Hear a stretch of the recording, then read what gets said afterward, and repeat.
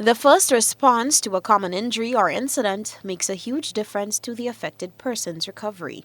We will speak up this morning on a few common injuries and things that may happen in the home, on the job, and how people respond to it. I want to set the context that, the response, the appropriate and timely response to any kind of an emergency can determine how the outcome of that will be.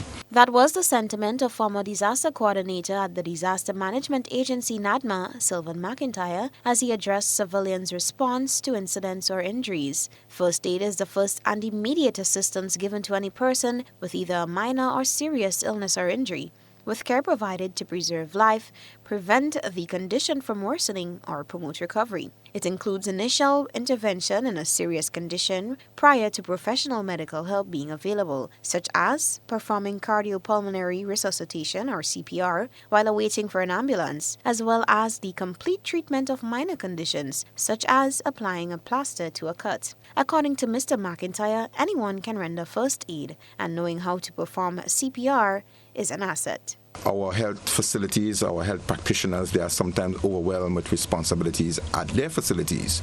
And it is critically important that we work with them. They understand what community persons can do, what people in the home could do, and how they can minimize the effect of injuries that they cannot prevent. So the hospital workers, the nurses, the doctors, they are considered to be second aiders.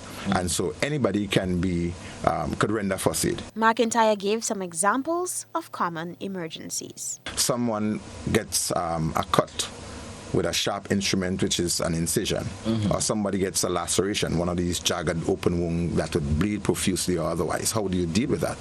Someone just falling, they may have fainted.